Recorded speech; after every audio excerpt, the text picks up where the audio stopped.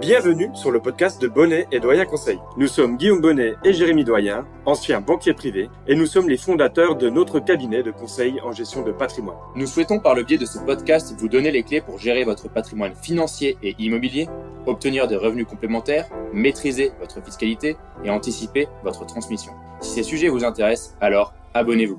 Nous vous souhaitons une très bonne écoute.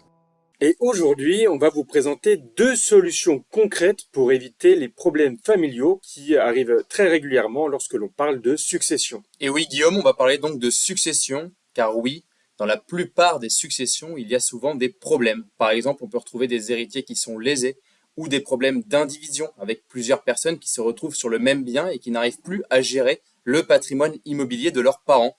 Il y a aussi des fois des problèmes dans les délais ou tout simplement, le notaire n'arrive pas à finaliser la succession car certains héritiers ne sont pas d'accord avec celle-ci. Alors, comment éviter les successions à problème ? C'est exactement ça, Jérémy. Et le point commun à toutes ces successions où on retrouve des problèmes familiaux, c'est qu'il n'y a eu aucune anticipation en amont de la part du parent décédé ou des parents décédés.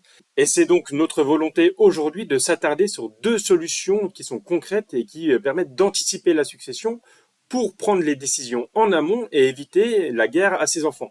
Donc on va parler avec Guillaume aujourd'hui de la donation-partage, puis du testament. Et on commence par la donation-partage. Qu'est-ce que c'est que la donation-partage ? C'est tout simplement pouvoir faire une donation de manière anticipée et comme son nom l'indique, et c'est réaliser également un partage dans le même temps. Cette donation-partage, elle va avoir un premier avantage qui est très intéressant, c'est celui de figer la valeur des biens ou des sommes d'argent que vous aurez transmises. Il faut pour cela que le partage se fasse en différents lots qui vont être transmis chacun à vos enfants. Donc vous le comprenez, pour qu'il y ait une donation-partage, il faut qu'il y ait au moins 2 enfants qui soient présents ou représentés à la donation. Et ce que vient de dire Guillaume, c'est très important, car oui, figer la valeur, ça permet d'éviter d'énormes problèmes à la succession. On va donner un exemple concret pour bien comprendre que cela est important de réaliser une donation-partage et non pas une donation simple. Si vous réalisez une donation-partage, on va par exemple prendre un exemple de donner 2 lots différents. Un lot de 100 000 euros à votre enfant A et un lot de 100 000 euros à votre enfant B. Si votre enfant A va utiliser cet argent et l'épargner et faire de ces 100 000 euros 200 000 euros à votre décès, et qu'au contraire, votre enfant B, lui, va utiliser ces 100 000 euros car il est dépensier et va se retrouver à 0 euros lors de votre décès, alors, si vous avez réalisé une donation simple et que vous avez donné 100 000 euros à chaque enfant, lors de la succession, on dira que votre enfant n'a pas reçu 100 000 euros mais 200 000 euros pour l'enfant A et que votre enfant B n'a pas reçu 100 000 euros mais 0 euros car il a tout dépensé. Et donc, concrètement, votre enfant A devra de l'argent à votre enfant B. Au contraire, si vous réalisez une donation partage de 100 000 euros à chaque enfant et que vous rédigez bien une donation partage, j'insiste sur ce point, cela veut donc dire qu'on va figer la valeur. Si votre enfant A, avec les 100 000 euros, fait donc les 200 000 euros que j'ai évoqués, on ramènera bien à la succession les 100 000 euros. Et si l'enfant B utilise les 100 000 euros et qu'il n'y a plus que 0 euros, on ramènera quand même à la succession les 100 000 euros. Donc c'est ici déjà un grand avantage dans les problématiques familiales, c'est-à-dire que l'enfant qui a, entre guillemets, été un peu la fourmi dans la situation, ne va pas être lésé justement parce que lui a su investir ou a su conserver en tout cas l'épargne qui lui avait été transmise à l'époque de la donation.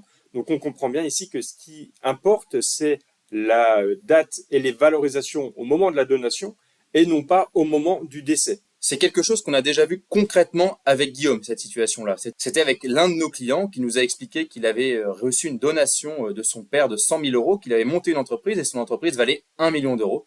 Au décès de son père, il a dû une somme d'argent très conséquente à ses frères et sœurs car la donation n'avait pas été faite en donation partage.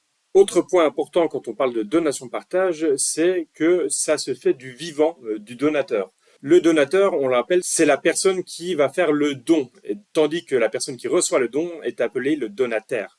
Ce donateur, il est donc de son vivant dans la possibilité de choisir et d'expliquer ses choix à ses enfants. Ça me semble être un point important, c'est-à-dire qu'on va pouvoir décider de la répartition des différents biens ou des différentes valeurs que l'on va transmettre, si c'est des sommes d'argent par exemple. Et ça va également permettre d'éviter l'indivision. On peut décider que le bien A va à notre enfant A, que le bien B va à l'enfant B et que le bien C va à notre enfant C. Ils n'auront pas à se partager les biens en étant en indivision les trois, et ce qui est souvent également source de problèmes, car on le sait, dans la vie de tout à chacun, les objectifs peuvent diverger, d'autant plus quand on est dans des situations où les parents ne sont plus là et où on a peut-être des conjoints, des partenaires de Pacs ou des concubins qui entrent également dans l'équation. Et bien sûr, lorsqu'on réalise une donation-partage, on bénéficie aussi des abattements qui sont disponibles tous les 15 ans entre parents et enfants. Pour rappel, c'est 100 000 euros tous les 15 ans. Bien sûr, si vous transmettez plus que 100 000 euros, vous allez également bénéficier des tranches les plus basses du barème progressif, 5, 10, 15, 20%, puis ensuite au-delà, pour les montants plus importants. On en a fini avec Guillaume sur la donation-partage. Vous comprenez bien l'intérêt de réaliser une donation-partage et non pas une donation simple quand vous avez plusieurs enfants, car ça pourrait être problématique lors de la succession si vous faites une donation simple. Quand on vient de dire ça, on comprend bien que la donation-partage est intéressante quand on a plusieurs enfants. Oui, exactement. On le rappelle, il faut qu'il y ait au moins 2 héritiers si on veut pouvoir faire une donation-partage. On a donc vu qu'il était possible de prendre des décisions de son vivant pour les expliquer à ses enfants. Il est également possible de rédiger un testament qui, lui aussi, permettra de faire valoir sa volonté au moment du décès et de l'ouverture de sa succession. Car oui, on n'est pas dans l'obligation de transmettre en amont. On peut tout à fait préparer sa transmission par la suite, ou même faire les deux, transmettre en amont et réaliser un testament par la suite. Réaliser un testament, c'est répartir son patrimoine avec, bien sûr, le respect de la réserve héréditaire et de la quotité disponible. Ça veut dire concrètement que vous le savez, si vous avez un enfant, celui-ci doit au minimum toucher 50% de votre patrimoine. Si vous avez 2 enfants, ils doivent toucher tous les deux 66%, soit 33% chacun. Et bien sûr, si vous avez 3 enfants ou plus, la quotité disponible est d'un quart et la réserve héréditaire pour l'ensemble des enfants qui doivent se partager est de 3 quarts. Donc c'est important de respecter cette réserve héréditaire et cette quotité disponible pour vos héritiers. On le rappelle également, en présence d'un conjoint et s'il n'y a pas d'enfant, le conjoint a une réserve héréditaire d'un quart du patrimoine du défunt. Donc oui, le testament permet de répartir son patrimoine comme on le souhaite. C'est ça qui va être important, c'est que on va pouvoir prendre les décisions. On rappelle également que le testament, vous pouvez le rédiger chez vous et le laisser à disposition, mais faites bien attention à ce qu'il soit bien trouvé. Ou la solution la plus sûre, c'est encore d'aller voir votre notaire pour pouvoir le rédiger et être inscrit sur le fichier notarial qui permet de retrouver justement le testament pour expliquer votre volonté post-décès. Une fois que votre testament sera trouvé, on pourra retrouver votre volonté, c'est-à-dire la décision que vous aurez prise sur la répartition du patrimoine. Donc on parle du patrimoine au sens large, c'est toujours des biens immobiliers, c'est les sommes d'argent. Il faut respecter quand même la réserve héréditaire de chacun de vos enfants, mais le but ici sera de pouvoir éviter les situations d'indivision. Ça reste le nerf de la guerre entre guillemets, puisque, on le rappelle, c'est 6 situations d'indivision où chacun se retrouve sur un même bien, où on va avoir des décisions qui peuvent impacter la vie de tout à chacun, où on va se retrouver avec des décisions importantes et des volontés différentes entre chacun des enfants. C'est pour ça qu'il faut savoir décider pour pouvoir éviter cette situation, et le testament permet également cela, tout comme la donation-partage le permettait du vivant. Et je pense qu'il est encore plus important d'éviter l'indivision quand il y a la présence d'enfants non communs. Car oui, en présence d'enfants non communs, les successions peuvent devenir encore plus compliquées. Vous comprenez donc bien que ces 2 solutions peuvent répondre à un objectif de donation déjà dans un premier temps quand on est sur la donation-partage du patrimoine. Donc cela implique, on le rappelle, une donation, c'est réellement donner un bien, c'est se défaire du bien au profit d'un enfant, on ne l'a plus dans son patrimoine, on ne peut plus donc en percevoir les revenus ou y vivre par exemple, en profiter et en toucher les fruits.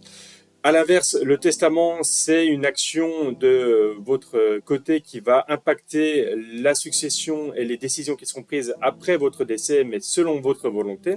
Et on rappelle également, en plus de ces 2 solutions, une petite solution bonus qui peut être utilisée, c'est l'utilisation de contrats d'assurance vie qui peuvent également vous permettre de prendre des décisions, de répartir le patrimoine et le capital qui aura été épargné sur un contrat d'assurance vie au profit des bénéficiaires qui ici peuvent être vos enfants, mais également toute personne à qui vous souhaiteriez donner une partie de votre patrimoine. Donc oui, toutes ces solutions peuvent permettre d'éviter la plupart du temps les conflits familiaux et les successions à rallonge. Pour en savoir plus et pour connaître les démarches à faire lors d'un décès dans votre famille, vous pouvez aller écouter notre épisode numéro 23 qu'on a réalisé en présence d'une notaire et qui vous permettra de savoir quelles sont les démarches à connaître suite à un décès. Si vous souhaitez prolonger la discussion, alors vous pouvez directement prendre contact avec nous sur notre site bonnetdoyenconseil.com. C'était Guillaume Bonnet et Jérémy Doyen et nous vous remercions pour votre écoute. À bientôt pour un nouvel épisode.